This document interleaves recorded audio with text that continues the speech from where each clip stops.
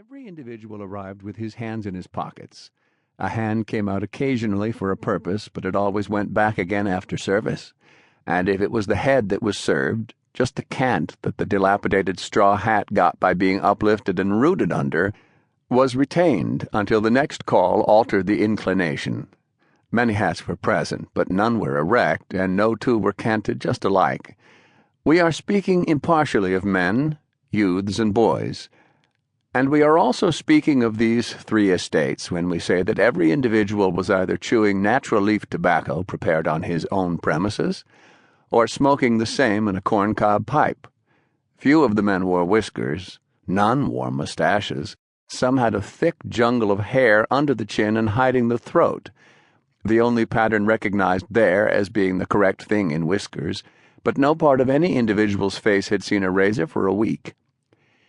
These neighbors stood a few moments looking at the mail carrier reflectively while he talked, but fatigue soon began to show itself, and one after another they climbed up and occupied the top rail of the fence, hump-shouldered and grave, like a company of buzzards assembled for supper and listening for the death rattle.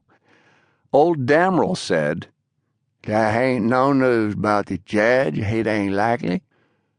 Can't tell for certain. Some things he's going to belong directly, and some things he ain't. Russ Mosley, he told old Hanks he might get to Obed's tomorrow or next day, you reckon? Well, I wish I knowed.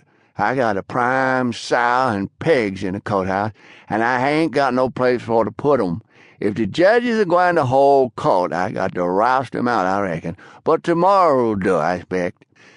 The speaker bunched his thick lips together like the stem end of a tomato and shot a bumblebee dead that had lit on a weed 7 feet away. One after another, the several chewers expressed a charge of tobacco juice and delivered it at the deceased with steady aim and faultless accuracy. "What's the stirring down about the Forks?" continued old Damrell. "Well, I don't know, scarcely. Old Drake Higgins, he's been down to Shelby last week. Took his crap down, couldn't get shed of the most of it. It warn't no time for to sell, he says, so he fetch it back again. Long to wait till fall. Talks about going to Missouri. Lots of 'em's talking that away down there. Old Higgins say, can't make a living here no more, such times as these. Say Higgins, he's been over to Kentucky and married a high-toned gal out in the Falls families, and he's coming back to the Forks with just a hell's man of whoop jamboree notions, folks say. He's tucking fixed up the old house like they does in Kentucky, he say, and there's been folks come clear from Turpentine for to see it. He's tucking gone it all over on the inside with plastering." "What's plastering?" "I don't know. It's what he calls it. Old Ma'am Higgins, she told me. She says she won't go in to hang out in no such a darn hole like a hog. Says it's mud or some such kind of nastiness that sticks on and kivers up everything. Plastering, Si calls it." This marvel was discussed at considerable length, and almost with animation, but presently there was a dogfight over in the neighborhood of the blacksmith shop, and the visitors slid off their perch like so many turtles and strode to the battlefield with an interest bordering on eagerness. The squire remained and read his letter.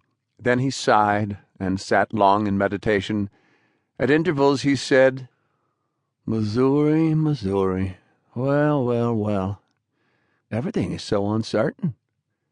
At last he said, "I believe I'll do it. A man will just rot here. My house, my yard, everything around me, in fact, shows that I am becoming one of these cattle, and I used to be thrifty in other times." He was not more than 35, but he had a worn look that made him seem older.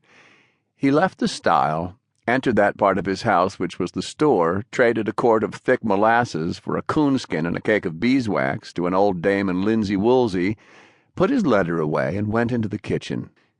His wife was there, constructing some dried apple pies.